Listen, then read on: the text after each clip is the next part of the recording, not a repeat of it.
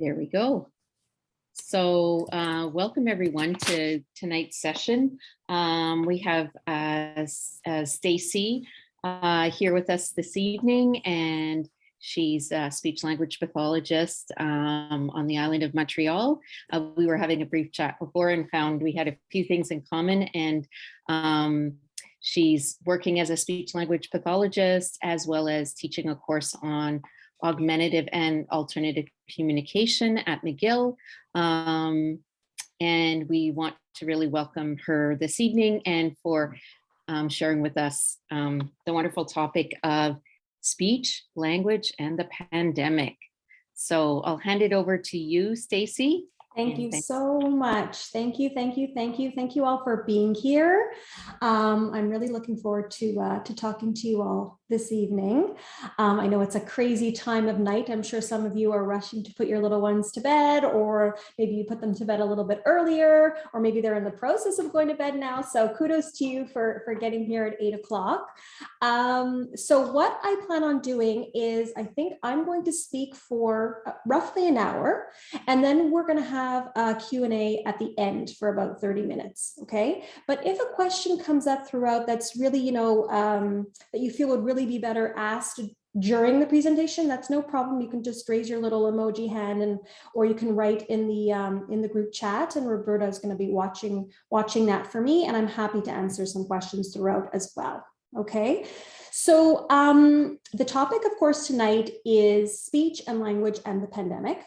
Before I get into that, I'll give you a little bit of history about me. You can all see my screen, right? As of now, I'm sharing my screen with you all. You can see it?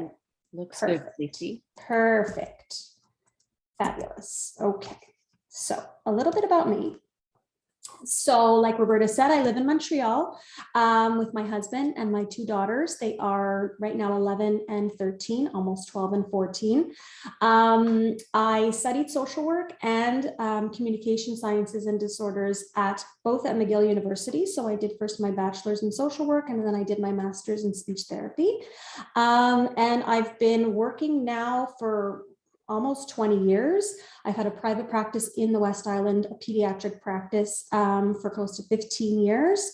And I recently started teaching at McGill, as you heard, for the alternative and augmentative communication class there, to teach students different modalities of working with individuals who are nonverbal and giving them alternatives to communicate. And also earlier in the year, I started, which is very out of my comfort zone, I started an Instagram platform because I felt like the pandemic was really leaving parents alone. I felt like the waiting lists were getting longer and longer and longer, and people were quarantining and isolating and in and out of school. And I really felt like parents needed information that they could use at home because they weren't necessarily able to see a professional. And I really, really believe that parents are the best teachers. Even when they come and they see me, even if they're seeing me once a week or twice a week, really, it's the parents who are doing most of the work. So a big part of my job is teaching the parents what I do and empowering them with the tools and the strategies so that they can apply them at home with their children. And the more they apply them at home and the more consistent and repetition that the child gets, the faster usually we see progress. So I thought, okay, what a better way than to use social media. And I watched a lot of YouTube videos to learn how to do that because I am not technologically savvy. And I started this platform where I try to give almost every day a tip of speech or language, a norm or a strategy or a tool or something. And it's been really, really great. I have to say I'm loving it, and I think parents are loving it. I get lots of questions. And I find that it's a really great tool to reach a lot of parents, not only here in Montreal, but really worldwide. So I'm loving that aspect as well. So I sort of have my feet in lots of different things at the moment. But now let's get to tonight's topic, okay? So enough about me. So I hope that at the end of this webinar, and I know that we only have an hour, but I hope that at the end you will understand a little bit of the impact that the pandemic has had on speech and language development. Okay. And my biggest goal is to give you some strategies to help you strengthen your child's speech and language skills at home. Now, I'm going to try to give you strategies that you could use across the board because you all have children who are different ages, right? Some of you have children who are toddlers, some preschool, some school age. And in my practice, I see children of all different ages. And a lot of these strategies can be adapted in teeny tiny ways, and all of a sudden you have one activity that you could do with a 5-year-old and you could do with a 9-year-old. So I'm going to try to really give you strategies that you can adapt for your children. And then we're going to also look at some reading strategies to be used because, of course, reading is part of language, right? When I talk about language, I'm talking about verbal expression, I'm talking about oral comprehension, I'm talking about reading and writing. They're all related. Sometimes we see children have difficulties in one area. Sometimes we see children have difficulties in 2, in 3, or in 4. So we really have to look at all of those areas and see how perhaps one might be impacting the other. So I'm going to hopefully give you some strategies to work on with your little ones if they are learning how to read, or on the flip side, if they've already started that process and they're already into their reading acquisition, but they're struggling, what other strategies can you be using at home? So these are really strategies for you to be using at home. And then lastly, we'll just talk about, okay, what should you do if you do have concerns? Where should you go? What should you be doing at this point in time? Now that we're sort of ending, I don't want to say the end of the pandemic, but a better time in the pandemic, what's a good plan of action for you? So that is my overview. And we will jump right into it since we are limited in time, okay? So the first thing that I wanted to address is, why are we talking so much about language? Why is language so important? Language is important because if you think about it, we really experience our world around us through language, right? Through speaking, through listening, through reading, through writing, everything is language-based, okay? How we're communicating might not be verbal, but we're still using language to form the basis of our social interactions, okay? And if you think about it, the pandemic, if anything, has made us even more reliant on language-based interactions because we haven't had any of the small, how should I call them, almost physical interactions. So just as an example, you know, I used to like to sit at a cafe and just, you know, watch the people going by and watch them chit-chatting, and someone would smile at me or I would smile at them. And for the last 2 years, there hasn't been any of that, right? It's or very little, depending on where you're living. But we haven't had those, you know, those little smiles and those kinds of things. So really, our true meaningful interactions have been through language. We've had to base those real meaningful communication around actual language, okay?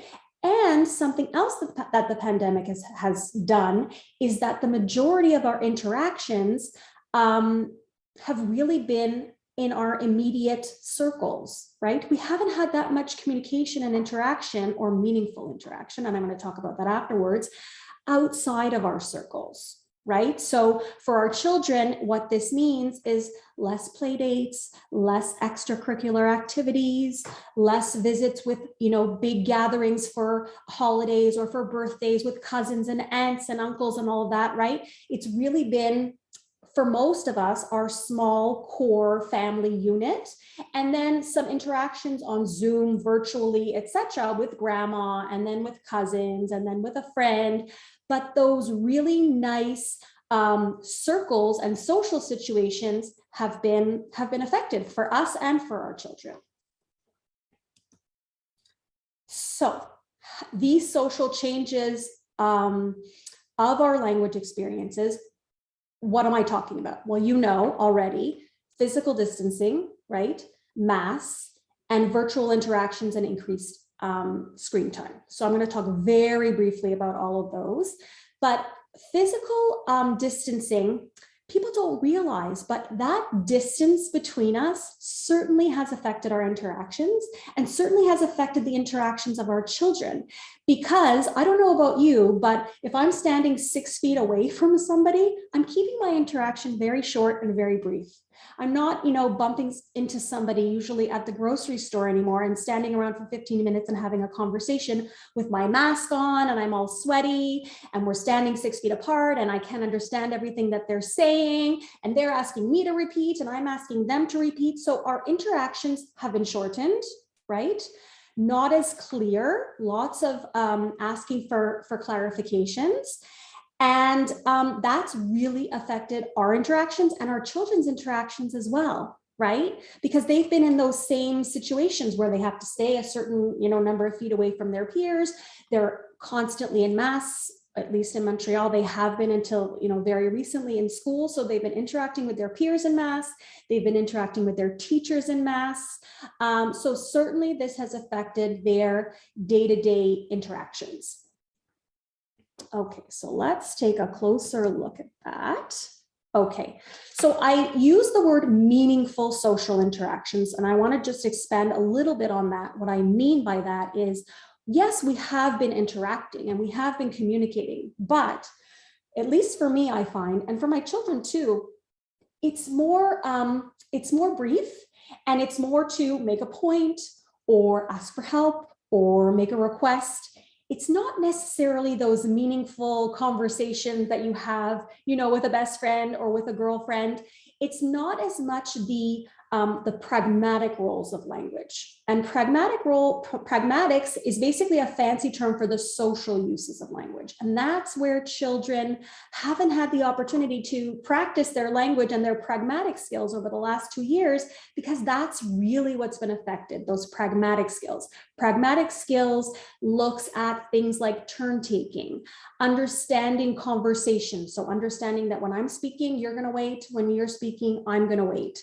Understanding humor and the implicit meaning behind words, making inferences so that I don't always have to give you all of the information, but you're still going to understand what I'm saying. So all of these types of things are the social uses of language and looks at the pragmatics. And I find that with children, they've missed out on this, right? Because the interactions have really been more to the point and more, like I said, to make a request or maybe to make a description every now and then, to ask for help, those kinds of things. But really the humor and the like the back and the forth and that kind of stuff in terms of conversation outside of the, their core family where they can do that at home comfortably without masks, without social distancing, it certainly has been decreased. At least for most children, I would say. So let's see. Okay. So parents actually throughout this pandemic have been asking me, especially ones with babies and toddlers who are developing their language. Okay, well, what can I do? My toddler is going to daycare and has been exposed to their educators in masks this whole time, and they are keeping their distance and they are wearing a visor. What should I do? Like, how is my child going to learn speech and language when they're only being exposed to this, to a mask or to a visor, etc.? So the most important thing that I've been telling educators and parents is face-to-face, number one, is the most important. So always when you're talking to your child, even at home, it's best not to do it from another room. It's best to be in the same room with them. I always like to get down to the level of the child so we're face-to-face. And even if you're in a classroom and you're both wearing masks, they're going to get a lot of cues from your body language. They're going to get cues from your eye movements and all of that kind of stuff. So they are going to get other cues. So being face-to-face to them is so, so, so important. The other thing that we want to be doing in order to compensate for these masks and all these kinds of things is we want to model slow and articulate speech. So I don't know if you've noticed, but children will often talk to us the way that we talk to them. So if we talk to them in a big, big rush and we're all talking super fast, often they're going to talk super fast back to us. Okay, if we talk loud and really loud and we're angry, they will do the same back to us. So if we pay attention to really modeling slow, articulate speech, it's giving the message to our child, I'm here, there's no rush, I'm listening to you. You have my full attention. And often they will speak back to us in a slow, articulate speech as well. Okay. Something else that I always try to remind parents, even though it's really cute, if your child mispronounces a word, okay, so let's say they say, oh, I really want a widow hamburger instead of little hamburger. It's hard, I know it's hard, because often parents will say, okay, I'll give you a widow hamburger, and they'll say it back to them the way the child said it. Even though it's cute, I encourage you as much as possible to say it back to them the right way. You don't even have to have them repeat it the right way. We just want them hearing it the right way. So always try to repeat it back with the proper, correct pronunciation. And that's the same thing if your child is producing a sentence, let's say, that isn't grammatically correct. Let's say they're leaving out some grammatical markers or they're mixing up some grammatical markers. You always want to try to say back that sentence to them the proper way so that they're hearing it the right way. Again, you don't have to ask them to repeat it because that could get frustrating and annoying to them. Maybe sometimes, but certainly not all the time. The most important is that they're hearing it the right way. So if they say, let's say they say, mommy, baby crying, you're going to say, yes, the baby is crying. So I'm emphasizing the is that they've left out and they're hearing it the right way. Okay. In a mask, very important, and I've told this to educators a lot, to get the child's attention before speaking so that they're aware that the conversation is starting and the conversation is happening. Again, facing the child, speaking slowly, a little bit louder because volume is definitely affected in a mask and if we're social distancing. And whenever possible, to try to reduce the noise and the distractions around us. I know that that's difficult in a classroom, and I know that that's difficult at home, especially when there's multiple children or babies, that as much as possible, a nice, quiet environment it almost calms everybody down. And the child is aware that, okay, mom is listening to me now. I can take my time and I can say what I want to say. Okay. I want to talk very briefly about screen time, because it is a question that parents have been asking me a lot. We know that screen time has increased. For everybody that I know, screen time has increased for children for many different reasons. We were at home for a large period of time and the children weren't in school, but we were still working. We couldn't possibly entertain or educate our children all day long while we were working, so we would put them in front of a screen. It's just inevitable, and it's the world that we're living in today. But I do want to point out that there is a very important difference between active and passive screen time. There's a very, very big difference. And the pandemic really caused an increase in the passive screen time, okay? Passive screen time is when you need to go on a Zoom, you need your child to sort of sit alone and do his or her own thing without interrupting you. So you're going to turn on a Dora movie, and they're going to sit and they're going to watch that movie on their own. Okay. Whereas active screen time can be educational and can be a learning experience if you use it properly. So there are lots of great apps out there, and for language, for vocabulary, for reading. They're wonderful. But if the child is just sitting and looking at them on their own, that's more passive. If you're sitting next to them and you're interacting while they're on the screen and you have this joint attention and you're doing it together, all of a sudden it's active screen time, and the child is or can be learning during that time together with you. As long as there is that back and forth, there's lots of interaction and there's lots of opportunities to practice the reading that you're doing, or for you to read a story to them and then ask them questions about what has been read, or to look at a scene and introduce some new vocabulary. So screens can be a wonderful tool if they are used correctly, okay? So let's take a quick look at what the current research is saying. We have to remember that this research is very, very new. Right? We don't have any long-term studies. Those are going to come in a decade from now. But for now, what the research is showing us is that children who were at risk before the pandemic are unfortunately being disproportionately affected now, which I think we could have predicted that, right?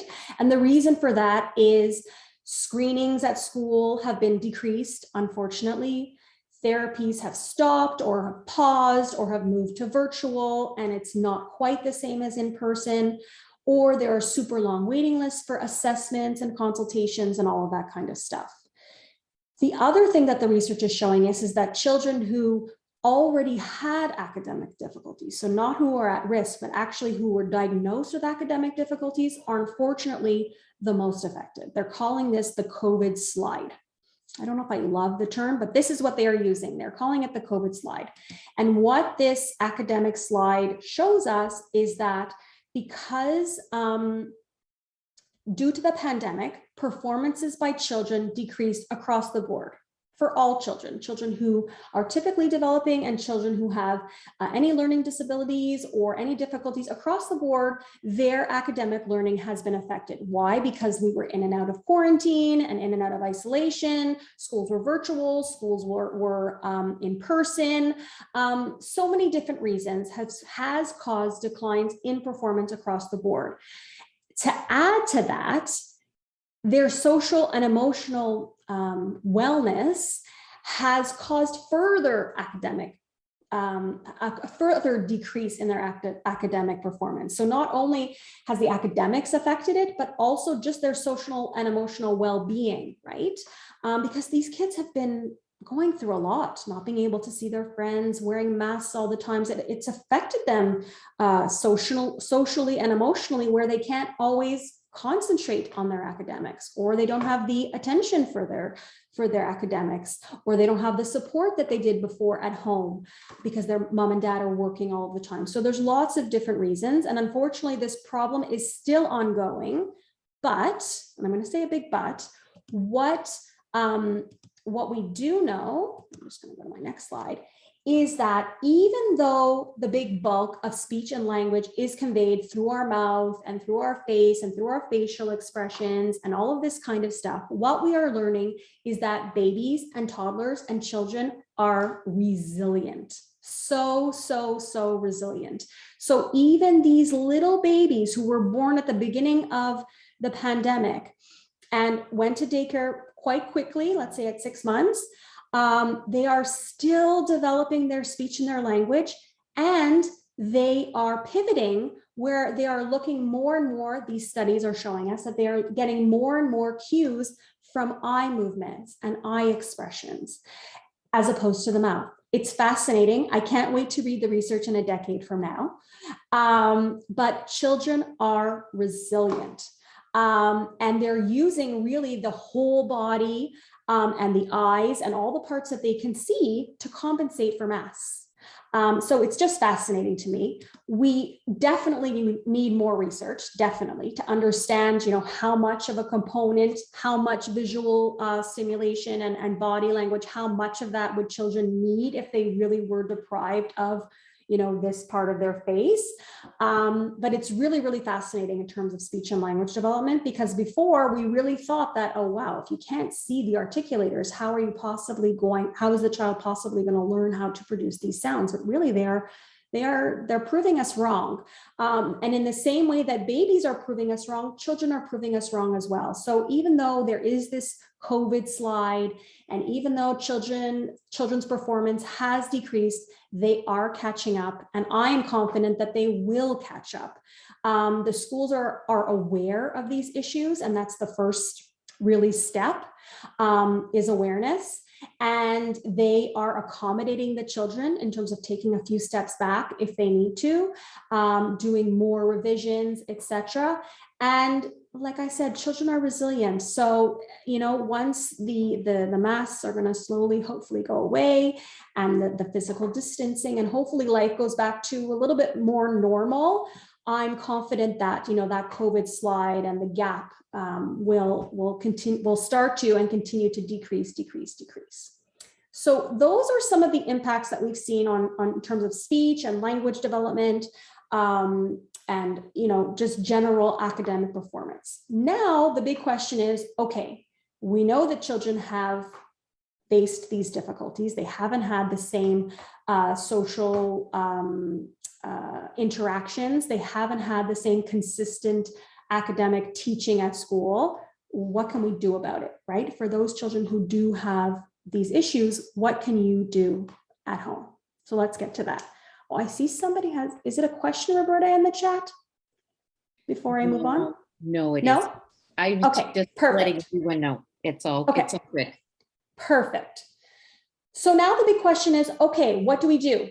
If we see that these children do have speech difficulties, do have language difficulties, or do have reading difficulties, what can you be doing at home?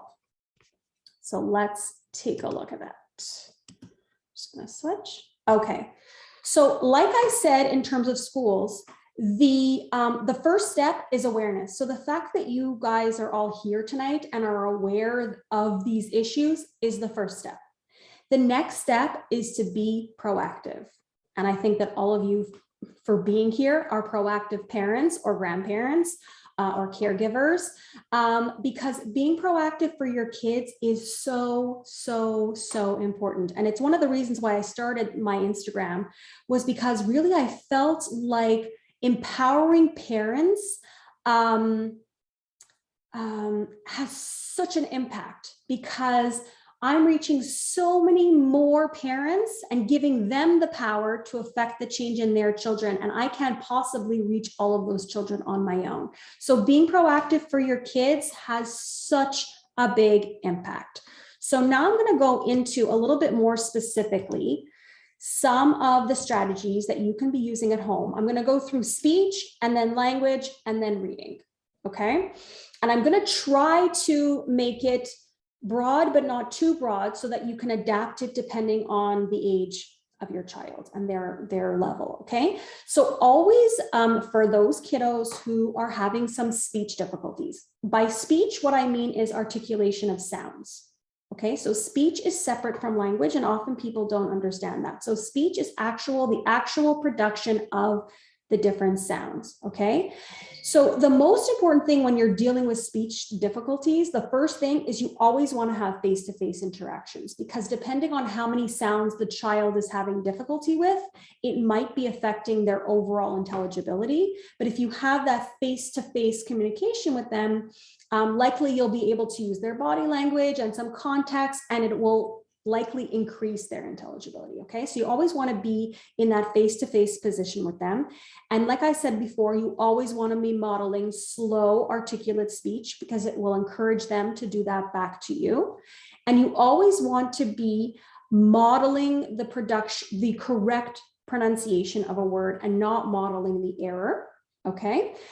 And sometimes what I do is I sort of probe the child to see if I give them a visual cue and I show them how to produce a different sound, will they be able to imitate me? So it's almost like you as a parent have to think, okay, when I'm making the S sound, as an example, what do I do with my teeth? What do I do with my lips? What do I do with my cheeks? Okay, so for the S sound, as an example, our teeth are completely closed. We're pushing harder on our front teeth, and we're blowing the air almost like a big piece of spaghetti, that's what I like to say, or a snake, through the front of our mouth. And I would practice with the child just making the sound. I wouldn't attach it to any word or any sentence, just the sound. If the child is able to imitate me, it shows me that they have good stimulability. And if they have good stimulability, then you can try practicing that sound a little bit every day, because it's always better to practice 5 or 10 minutes every day than it is to do it once a week for an hour. It's the same thing as learning how to play the guitar. They have to do it over and over and over to really establish that good connection between the brain and the fingers. This is the same thing with speech. So if they can do that, imitation nicely, then you can practice it. And if they get good at it and it gets easy, then you can move into words, and then you can move into sentences. So we always follow sort of that hierarchy from working on just the sound, then the sound in a word, and then those words in sentences. Okay. The other thing that you have to remember is that certain sound errors might still be developmental. So we expect children to master different sounds at different ages. Okay, so the first sounds to develop for babies, as an example, are T's and D's and P's and B's and M's. Lots of visual sounds that use a lot of the front of the lips that they can really say ma, ma, ma, ma, ma, right? Or da, da, da, da, da, because they're using their tongue. So very, very visual sounds. Other sounds like an L, as an example, which is a harder sound because it involves the lifting of the tongue right behind their upper teeth. That sound we only expect to be mastered by, let's say, 5 years old, okay? The S sound, a common error that children make is they'll stick their tongue in between, which would be a frontal lisp, right? So instead of saying sun, they're gonna say thun. That's considered a typical developmental error until about 7 years old. Trouble with the R sound, also considered a typical developmental error until 7 or 8 years old, where children, let's say, instead of saying ring, they might say wing. So they're going to use their lips instead of using their tongue. So certain errors are still okay, depending on the age of the child. And this is a big and, depending on how many different sound difficulties the child has. So when I'm looking at a speech assessment, I always want to see, okay, which individual sound errors does the child have, but also what's their overall intelligibility like? Okay, because if they have trouble, let's say with L and S and SH and R and F and V, let's just say, and they're a 5-year-old as an example, and those sounds are still considered typical developmental errors at that age, but their overall intelligibility, let's say, is at 40%, meaning that people who are not familiar with them understand only about 40% of what they're saying. For a 5-year-old, it's not what we're expecting. We want their intelligibility at 5 to be almost 100%, even though they have some of those sound errors, meaning that they might have trouble with an R, but when they say, oh, you have such a pretty wing, you know, you're able to understand pretty much what they're saying. So their intelligibility is still high, even though they have those sound errors. When they have multiple sound errors all together, and it's really affecting how they can communicate functionally and independently on their own, that's when we need to look at working on it earlier. Okay, so that's some very general speech guidelines to be practicing at home. The most important thing when you're working on speech and sounds at home is it has to be fun. So even if it's for 5 or 10 minutes, if you're having them practice a sound, maybe you're playing a game at the same time, right? So maybe you're playing a board game and they say a sound and then they take a turn in the game. Could be something as simple as that. But the more fun it is and the more motivated they are to practice it, the easier it will be for you, and the easier ultimately it will be for them, because the more repetition that they get practicing the sound in the correct way, the faster it will improve. Okay, so that's speech. Let me just see if I had anything else on speech. Okay, no. So now I had language. So now we're going to talk specifically about language. Just going to, okay. So the biggest thing that I actually talk about on my Instagram is how everyday activities can be language activities. So parents always say, which toys do you have? What should I buy at Walmart? What should I buy at Toys R Us? Do you have any speech therapy websites that I can go to? And the answer is yes. I have tons of speech therapy materials. I've spent hundreds and hundreds of dollars at Toys R Us. Yes, I have lots of games and lots of toys that are very, very rich in language, but you don't necessarily need these toys and these tools to promote good language development at home. The best thing for language development in terms of your kids is playing with them. Kids love to play, whether they're 2 or they're 3 or they're 5 or they're 8 or they're 9, they like to play. So it's finding what they like. And I always say following their lead. So if your son is 8 and loves playing race cars, then you're going to try and be creative and incorporate a language activity using those race cars. If your daughter is 6 and she loves playing in her little dollhouse, then you're going to think of an activity with your goals in mind that can use that dollhouse. If you are that kind of family where you like you enjoy doing the laundry together, you enjoy cooking together, then you can make making a salad into a language activity every single day. You just need to know what your goal is while you're making that salad for the child. And as long as you have that in your mind, all of a sudden it becomes a language rich activity. So as I was saying, in terms of speech, that speech is the articulation and the pronunciation of the actual sounds. Language is not looking at the sounds, but it's looking at the words, the vocabulary, and then putting those words together into grammatical sentences, okay? And then using those sentences to narrate and tell a story, or to use a conversation, to have a conversation, or to ask and answer questions, et cetera, et cetera. So that's what language is. So sometimes I see children who have delays or disorders in their speech. Sometimes I see children who have delays or disorders in their language. And sometimes I see children who have both. And when I'm looking at language, like I said at the beginning of the presentation, I'm looking at their verbal expression, so their vocabulary, their grammar, their sentence structure. I'm looking at their auditory comprehension, so how they're able to understand basic concepts, how they can follow verbal directions, how they can understand different questions according to the age of the child. And then I'm looking at their reading or their pre-reading skills, and of course their writing, because all of those are related to language. Okay, so I always tell parents, okay, think of what your goal is. So let's say I'm working with a 6-year-old who doesn't yet use the present progressive, okay, which is the is and the ing. So instead of saying the baby is crying, the child says the baby cry. Okay, so what I would do is, again, I follow their lead. So let's say I know this little girl likes playing in her dollhouse. So we have all the different characters. And while we're playing in that dollhouse, I am modeling the present progressive to the little girl throughout our play. So I'm taking the, the little characters and I'm saying, oh, mommy is running, oh, mommy's eating, mommy's sleeping, mommy is jumping. And through my modeling, you're going to see that it's really going to tempt the child to start to use their words as well. The other thing that I do use is I do specific illicit sabotage and temptations to really try to get the child to imitate and model like I do. So I might try sentence completion, right? So I might give the model a few times. Mommy is jumping, mommy is running, oh, mommy is, and then I pause and I wait. And I see if the child will fill in that sentence. So that would be a sentence completion. Or I might have mommy doing something, right?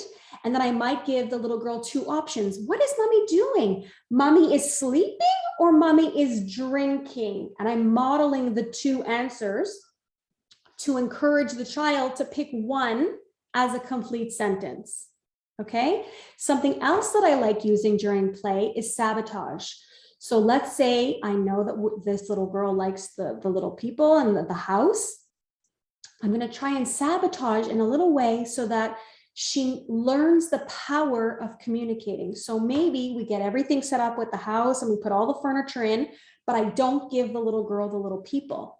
Maybe I keep the little people in a bag, at the top of where she can see it, but she can't reach it. Okay, so that she has to come to me and somehow use her words or use her gestures or use her pointing, depending on the level of her communication and her language. But she has the need to communicate, okay, because she's missing these little dollies that she wants, right? So if she's a little one, she might come and she might tug at me, or she might point. Or if she's an older one with some language, she might say, where's the dollies? Mommy, the dollies, I need the dollies, I want the dollies. So I'm sabotaging to create that need to communicate. If we give everything easily all the time to our kids, they don't have the need to communicate, right? So it's about creating those instances that really try to push them to use their language skills. Also, something that I always encourage parents to do is just to talk while you're doing things. And I used to do this, I used to do this automatically with my kids. And when I was at my mom and talk groups and all those things, moms used to say to me, do you do that all day long? And I never realized, but I did. probably just because that's what I was taught in school, you know, so I would just narrate, and now we have a puppy and I do it with the puppy. I sort of narrate as I'm doing it. And just as a side note, I taught my puppy some alternative communication, and he has buttons around the house and he can request like beef, chicken. Anyway, it's very, very cute. That's a side note. But I taught him that by narrating basically as we do things. So as we go up the stairs, I say up the stairs, and I say open the door, because I'm teaching him the word open, I'm teaching him the word up. And I used to do the same thing with my little ones. So I used to just narrate life as we were going about it. And as their language got more and more complex, so now if I'm talking about, you know, a 6-year-old or a 7-year-old or an 8-year-old or a 9-year-old or a 10-year-old, you want to be modeling even more specific language. So instead of saying, oh, wow, look at the car, you want to be saying, oh, wow, look at the Jeep. Or, oh, wow, look at the motorcycle. Oh, wow, look at the Ferrari. You know, you want to be more and more specific because you want to be constantly expanding their vocabulary. You want your child to have a rich vocabulary in terms of their nouns and in terms of their verbs. So nouns would be the objects, verbs would be the actions, right? So we don't want your children to have very basic actions, eating, sleeping, jumping. Okay, those are great, but we do want them to have more complex verbs that they can use in their sentences. And then by having these complex nouns and complex verbs, that's how we're going to get them to put them together into more complex sentences. So it's all sort of related. Something else that I always encourage parents to do is to expand on what your child is saying. So if your child is at the stage where they're producing 2-word utterances, so let's say they say baby cry, then you're going to say back, you're going to repeat it back using 3 words. So they're going to say baby cry, and you're going to say, yeah, baby is crying. And if they say baby is crying, you're going to say baby is crying loud. So you're always going to add one word to what they're saying so that they're hearing longer and longer utterances. You're not having them repeat anything. You're just saying it so that they're hearing longer and longer utterances. The next thing is that when you are doing an activity, whether it's a play activity or a craft or making a salad or reading a book, the most important thing is that you're doing it together and that it's very interactive. How do you make it interactive? You ask lots and lots of questions. So depending on the level of your child, your questions might be simple what or where questions, right? So it might be, as you're reading your book, you might say, what is Bear playing with? And then they might say the ball, okay? Where is Bear going? They might say the park. If you're reading a more complex book with an older child, you might get into more complex questions like, why? Why do you think the boy is sad? What would you do if you lost your favorite toy? What would you do if you dropped your iPhone? You know, so you alter your questions depending on the complexity of the question that you want to ask, and depending on the complexity of the answer that you're hoping to receive. I hope that makes sense. Okay, so that is some language development tools. Did I cover them all? I think I did. I did. Okay. So as I talked a little bit about before, peer talk, and that's just, you know, the daily interactions that children have with their friends, is so important for pragmatic development. And I spoke a little bit about pragmatics in terms of the social uses of language, understanding turn taking, understanding conversational roles, understanding jokes and humor, making inferences, all of those kinds of things. We can't, we sort of need to make up for lost time, because it's just inevitable that children's peer interactions have been limited or decreased because of the pandemic. So now we need to try to find safe ways for children to interact, whether it's outside at the park or at an extracurricular activity or at a gathering with cousins or aunts and uncles outside. Everybody's more, you know, everybody has their own level of comfort in terms of masks and physical distancing, and that's okay. But now that the weather hopefully is nicer where you are, I'm not sure if you're all from Montreal, but our weather here is getting nicer. we can have and encourage our children to have more and more peer interactions outside, because nothing replaces that. Those meaningful interactions that children have amongst each other are so rich in terms of language development, and they learn so many skills that it's almost like we can't teach them. They have to experience it to learn it with their peers and with their friends. So really trying to find those opportunities for children to have those meaningful personal interactions is so, so, so important. Okay, so now I only have like 15 minutes, but I do want to talk about reading and writing. And I'm aware that reading and writing is very different depending on the level of your child. So I'm going to try to aim it towards little ones who are not yet reading yet, or might be learning how to read soon, and those who are perhaps reading but maybe struggling a little bit. So I don't know how many of you are familiar with phonological awareness. I'll give you a very brief description. Phonological awareness is basically a pre-reading skill, and the research shows us that children who have strong phonological awareness often have an easier time learning how to read than children who have poor phonological awareness. And I see this all the time in my practice, that children who can't rhyme are having a hard time learning how to read. So before I can work on reading with them, I work on rhyming with them. And I'm going to tell you why. So phonological awareness is all the manipulation of sounds at the oral level before anything written is ever showed to the child. But the manipulation of these sounds, you're going to see how they can so naturally translate into the written form afterwards, that if children can't manipulate them at the oral level, they often have a much harder time manipulating them when they are learning how to decode and when they are being presented with the visual form. Okay, so when parents come to me and say, my child is having a hard time learning how to read, or my child is starting kindergarten next year, what can I do to get a head start? Or my child is reading, is in grade, let's say finishing grade 1 or in grade 2, and is really lagging behind their peers. They're really having a tough time. I always encourage parents, let's check their phonological awareness. And if there are weaknesses, let's work on that. And then I'm going to show you how to translate those skills into their reading afterwards. So phonological awareness, like I said, is the manipulation of sounds at the oral level. So rhyming, as an example, is one form of phonological awareness. And usually I start with this even as young as 3 or 4 years old, to be honest. I used to play it with my girls. We used to do tons of phonological awareness activities while driving in the car, because they were in the back seat and I was in the front. And what else are we doing? Nothing. So let's play some games.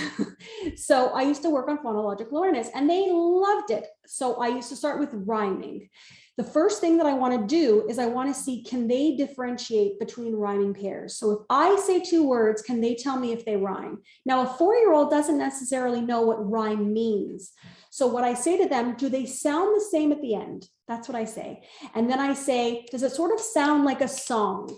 And the more I give them examples, the more they start to understand what rhyming is. So I'll say to them, okay, I'm going to give you 2 words and you tell me if they sound the same at the end. Cat, hat. And I give it a little tune like that, so it sounds like a song. Cat, hat. And then they'll say, yeah, it rhymes. Okay, now listen carefully. Tell me if these 2 words rhyme. Do they sound the same at the end? Flower, light. Flower, light. Do they sound the same at the end? No, they don't rhyme. And we do tons and tons and tons of repetition until I sort of feel like they've got it. Once they can do that, then I turn it on them and I say, okay, well, now you're a smarty pants. Now let's see if you can tell me a word that rhymes. So I'm going to tell you a word and then you tell me a word that rhymes with. So then I'll say, tell me a word that rhymes with hat. At the beginning, I might have to cue them. I might say, and then they go, mat. I'm like, yes, mat, hat. They rhyme. Do you see how they sound the same? Mat, hat.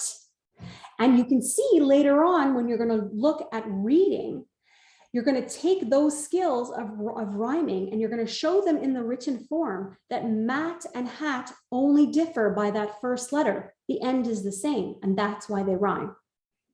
Okay, so rhyming is one phonological awareness skill. Another phonological awareness skill is blending. So you say to the child, I'm going to say a word very slowly, and I want to see if you can guess what the word is. Table.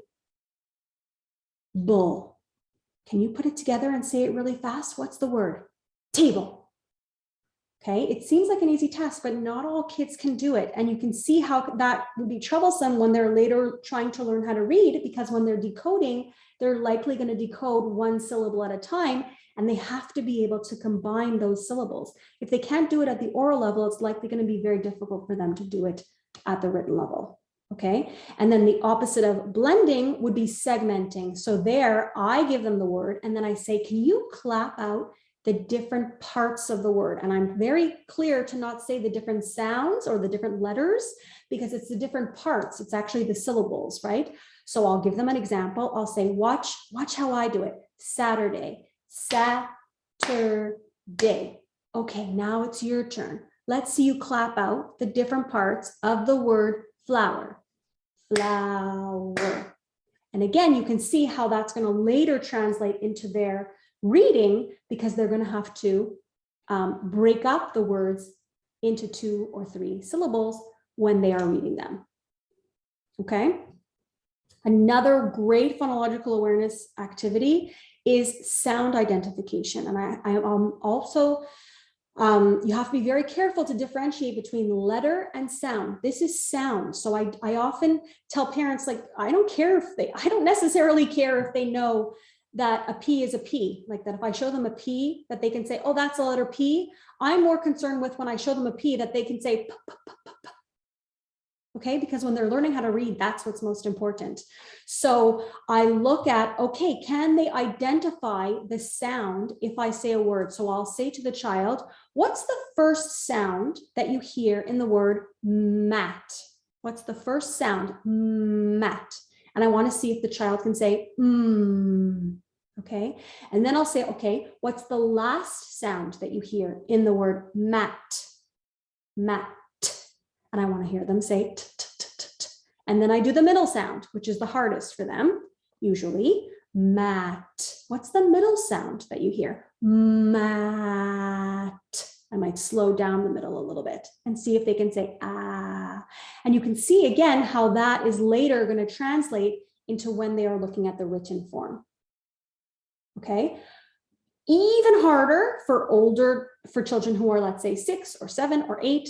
Then we look at manipulating sounds to the point where we're deleting some sounds. So I might say to a 7 or 8-year-old, okay, I want you to say the word mat. So they'll say mat. And then I'll say, okay, but now say it again without the And I want to see if they can say at. Okay. Or I'll say to them, okay, say mat. They'll say mat. And then I'll say, change the to a p, p, p. And I want to see if they can say pat. Okay. By manipulating and learning to manipulate these sounds at the oral level, we can help them to translate that afterwards to the written. Okay. So I'm doing all of these before I've even necessarily introduced any written forms of the sounds. So these are all great ways to promote early reading, to give your kids that head start to their reading acquisition, or to help those who are struggling a little bit in their reading acquisition, or who are struggling a lot in their reading acquisition. Phonological awareness can be a great tool. In terms of reading at home, I always encourage parents to read with your child and not to your child. And there's a very big difference. So when you pick up a book and you're just, you're reading it, you're actually just reading all the sentences and all the words, and then you're flipping the pages, and then the book is done, and then it's time to go to bed. Okay, there's a time and a place. Sometimes if we get home too late and there isn't enough time, that's cool, no problem. But there was no real interaction or learning in that. The learning comes in the interaction and the joint attention of reading together and reading with them. So often I tell parents, forget about what's written. Like if there's too much text, forget about it. Make it up. Make up something simple And then make it interactive by asking lots and lots of questions, gearing your questions so that they're age appropriate to your child. Like I said, asking what and where questions for those, younger ones, and then asking why and how questions to the older ones. The more interactive the reading experience is, the more the child is going to get out of it, for sure. And in terms of reading, the research really shows us that those short daily practices, so I'm talking 5, 10, 15, 20 minutes, a day, those short practices are so much better, daily practices are so much better than sitting down once a week, let's say for an hour or an hour and a half, because it's really the constant repetition, the constant repetition that is the most beneficial to their learning. Okay, so before I stop talking and get into your questions, so what should you do if you have concerns? Okay, I know that some of you are in Montreal, some of you are in other parts. I do know that the general consensus out there is that the waiting lists are insane. They're insane. I believe super firmly in early intervention. For me, early intervention is so important, but on the other hand, you can never be too late. You know what I mean? Like, it's better now than never. So early intervention is key, but if you've waited, it's still better to intervene and get your child the help that they need. If for some reason those difficulties are only becoming aware now, intervention. Okay, trusting your gut. Like I said at the very beginning, I feel like parents are the best teachers and the best advocates, and they just have a sense of, my child, there's something off. This is a little bit too difficult for them, or they should be doing this at this age, I feel, or I'm worried about them, or they're getting very frustrated, or it's starting to affect their behavior and they're acting out a lot, or maybe they're retreating a lot. Speak with your pediatrician, and even past your pediatrician if you don't like what your pediatrician has said to you, because sometimes pediatricians like the wait and see a little bit. And if you're not the wait and see kind of person like I am, I'm more proactive. Consult a professional, right? If it's their speech or their language that you're concerned about, you would consult a speech language pathologist. If it's more their overall academic functioning, it would probably be a psychologist who would do a psychoeducational evaluation. If there are some behaviors or other things outside of academics and speech and language that you're concerned about, it would be more an overall developmental assessment, which there are private clinics available, or here, at least in Montreal, both of the children's hospitals do those. Always for any speech or language difficulties, and by language again, listening, speaking, reading, and writing, I always suggest a hearing test just as a precaution. Anybody who comes into my office has a hearing test, because imagine if the child does have fluid built up and they're not hearing the input correctly, whether it's for listening or whether it's for building vocabulary or whether it's for building their sounds and learning how to read. If they're not getting that proper input, it likely could be affecting how those skills are developing. So we want to just cross that off the list, and it's something easy that you can have done quite easily. Hopefully the waiting lists aren't too long. I don't think they're as long as those other assessments, so that's something to cross off the list. And in terms of consulting those professionals, a speech pathologist, that's an SLP, or a psychologist, or for a developmental assessment, I always tell parents, if you have concerns, and there are these long waiting lists, put your child on the waiting list now. Why wait, right? Because you don't want to wait. Let's say you say to yourself, I'm going to give it another 6 months. I want to see how my child progresses in the next 6 months. That's a great idea. But if you wait those 6 months and then you have to wait another 6 months or to a year to be seen after that, then you've lost so much time. So I always encourage parents, put your child's name on the waiting list. If they call you in 6 months, or they call you in a year, or they call you in 2 years, and you don't need those services, you just say, I'm good, thank you, I don't need them anymore. But at least you have the option, okay? Give yourself and your child the options, for sure. If your child is school-aged, the school might have a speech pathologist or a psychologist at their school, especially if it's a public school, at least here In Canada, I believe they do. And I believe in the US, they do as well.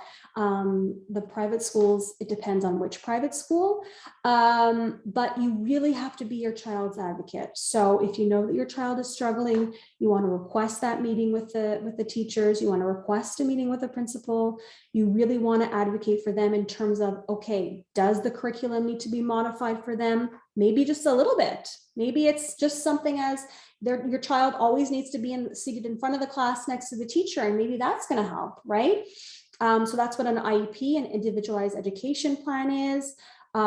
Is there resource, meaning somebody at the school or in your child's class who can give your child some extra help? Is your child entitled to some extra help, some more clarification once the teacher gives some instructions, or some more extra time on a test? You sort of need to know, once you're aware of what your child's difficulties are, your child has rights at school, right? So it's up to you to make sure that they're getting access to the services that they're entitled to, and they're getting the modifications that they need so that they can really maximize their academic success. So really being your child's advocate, working on at home with them, because like I said earlier, no matter how often you're going to see a speech therapist or a psychologist or an occupational therapist, you are the greatest teachers. You really, really are. So that's why I love giving these talks, to really empower and give you the tools and answer your questions, because you're going to have the biggest influence over your kids, for sure, for sure, for sure. I really, really believe that. So on that note, I am going to open it up to some questions. You can ask me any questions about something that I said during the presentation, about something that's I didn't say during the presentation, but you're wondering about your child in terms of speech development, language development, reading, writing. I'm here to answer any questions that you guys have. At this time, I encourage you to turn your camera on.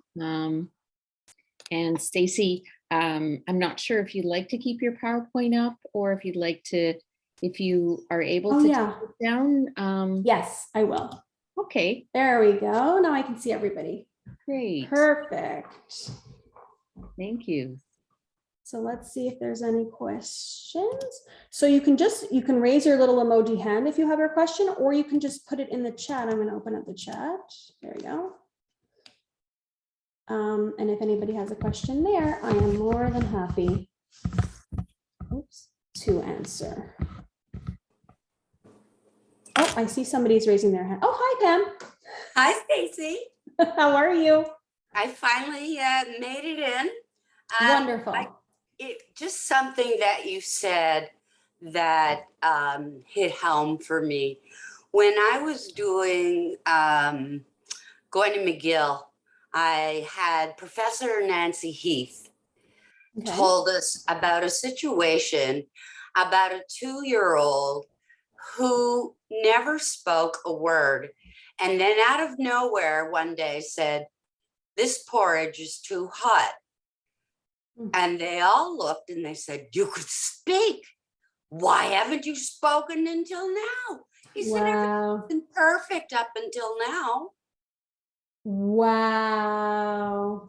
So when you talk about enabling, that's what I remember and I think of. I'll never, ever forget that story.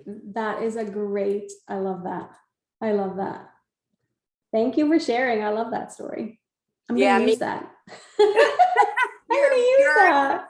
You have to ask Nancy. Okay. She said it in class, so I'm sure it's yours. Go for it. Okay, I see another question here. I hope it's okay if I read the question. I'm going to read the question anonymously. So I have a 3.5-year-old son. He mixes French and English. He will say gros ball. I will correct him and say big ball, but he gets frustrated because he knows what he is saying is right. What should I do? Continue in English, in French, or both? Okay, so my first question that I would love to know is, what is the primary language spoken at home? Can you tell me that first before I answer your question? Is it one parent is speaking one language and one parent is speaking another, or is it one language at home and one language at daycare? I just sort of want to know the dynamic of the languages. Bilingualism and multilingualism is a huge thing now. English. Okay, so you speak English at home, French at daycare. Perfect. English at home with both parents. Oh, wow. Interesting. So isn't it fascinating how children pick up different words at daycare because they learn them at daycare, and then they pick up and learn different words at home. So children, let's say, don't know the words for glue, let's say, or marker in English because they're only exposed to the, let's say the parents don't do crafts at home, right? So they only learn it in French. So they only know those words in French. So what I would encourage you to do is let him mix the two languages. It is totally normal for him to do that. Adults do it, and it's normal for him to do it. And now he's sort of sorting it out in his mind, and he will sort it out to the point where he will be able to separate them. Although some adults still do mix the two together, but we want him to have access to all of his resources, meaning we want him to have access to his French vocabulary and his English vocabulary. So I would just encourage him to speak. And if he answers in English, he answers in English. If he answers in French, he answers in French. If he mixes the two, he mixes the two. I always tell parents that you should be speaking whatever language you are most comfortable with at home. It's always best for him to be learning language from whatever language you are most comfortable with. So if you are an Anglophone, it's best for him to be learning English from you. And then he's going to learn French at daycare. If you were telling me at home you do both, then I would tell you, okay, do both. But the research really says parents should stick what they are most comfortable with.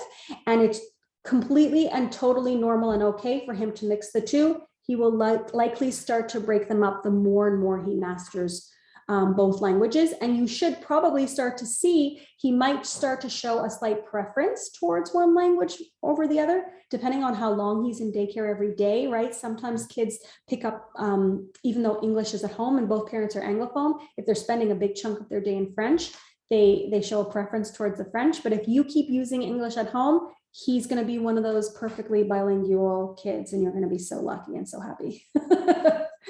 I hope that answers your question, but if you have anything else, feel free to ask me about that. That's a great question, and it comes up so much. You're welcome. Any other questions about language development, speech development, reading, or any of your little ones who are having any difficulties that you wanted to ask me about, or services that you're waiting for or wondering if you should seek out? Oh, Pam has another question. Go ahead. Oh, you're muted, Pam. Here, I'm gonna unmute you. Pam, unmute yourself. It's okay.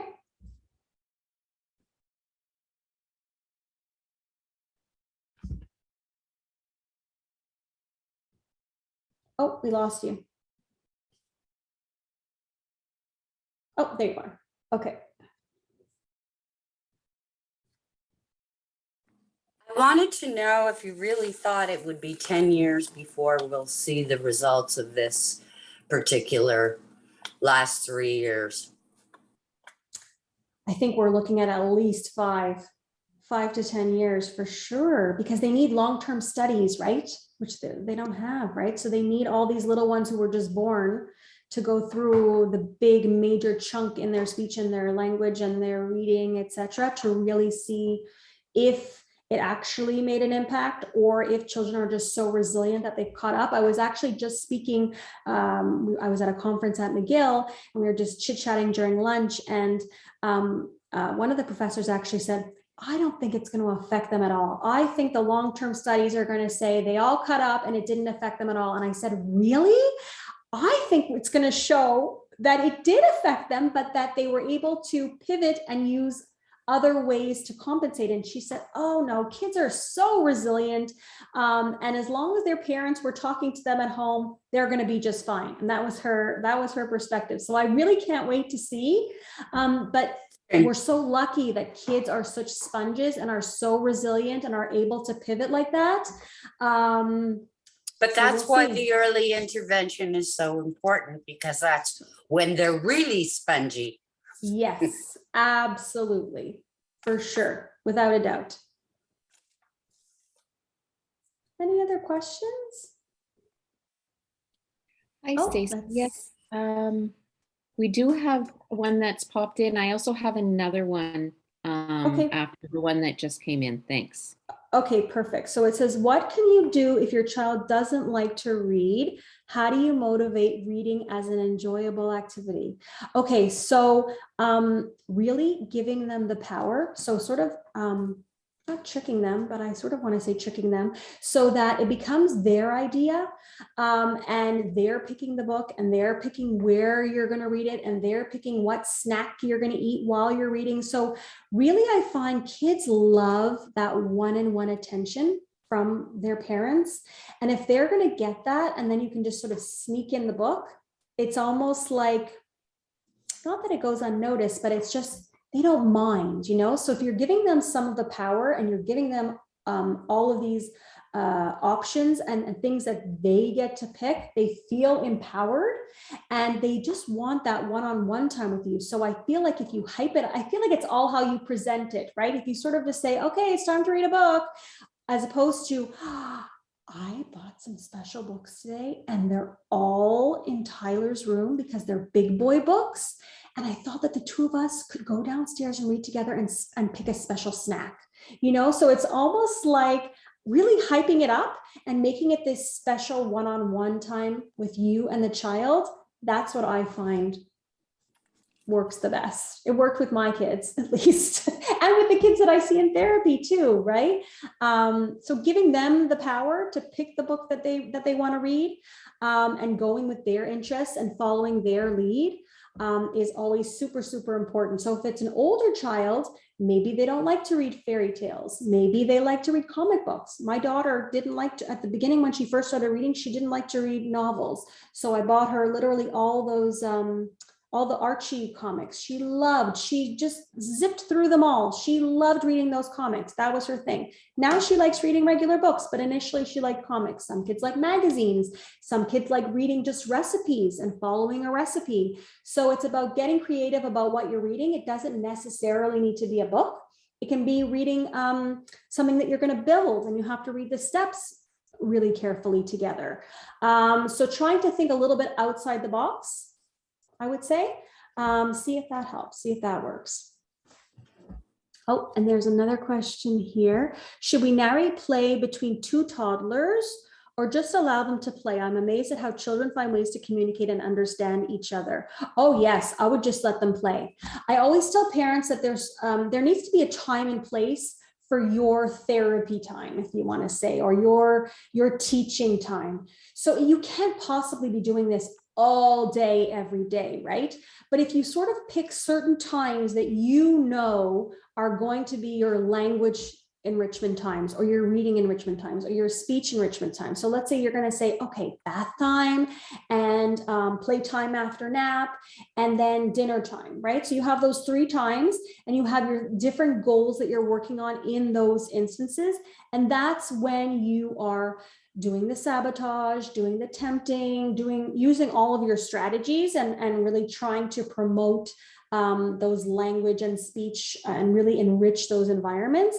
And then the rest of the day, you do have to give them time just to play and be a kid and play, you know, amongst that with their siblings, or play with a friend, play with, you know, amongst 2 toddlers. For sure, they definitely need that as well without the adult interaction, and they learn so much just from each other. You're right, they develop so much in terms of their communication. Was there another question, Roberta, that came to you but not to me? Yes, Here it is. I see it. You wrote it? Perfect. So it says, you spoke of the importance of language. I've always wondered how deaf children interact with the world around them before they develop some form of communication. So the truth is, and I'm not an expert, working with children who are deaf is not my area of expertise, but I do know that even though, first of all, often, not always, but often children who are deaf are not 100% deaf. So they can hear a little bit depending on the frequency and the volume, etc. But also they do find ways to communicate right away that are outside of verbal language. They do. They naturally start to form gestures if they aren't being introduced to gestures or to natural signs, etc. And it's just fascinating to see and to read about all of these different forms of communication. And that's actually the course that I taught at McGill in terms of augmentative and alternative communication, that babies and toddlers naturally develop all on their own. Now, when their parents stimulate it even more, it comes and progresses faster. But these babies do show us that, okay, they might not be able to speak and they might not fully be able to hear, but they can definitely communicate with mom and dad using their gestures, using their facial expressions, using the context of the environment around them. So they are able to get around that. That's a good question. And I'm not an expert in that area, but it is really, really fascinating. Yeah. Any other questions? Let's see. Anything at all? Or anything you wanted a bit more information about?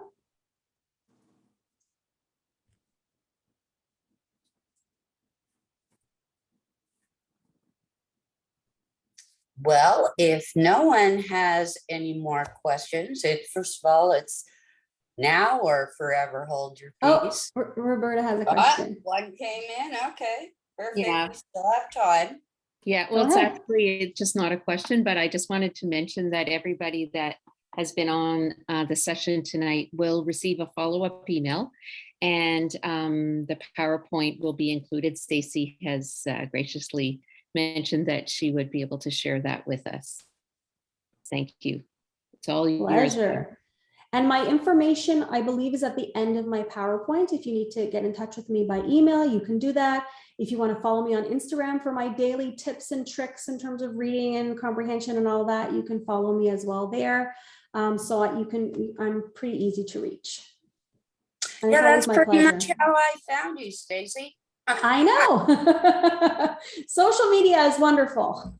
Well, I should say it has its pros and its cons, right? It has its place. Yeah, absolutely.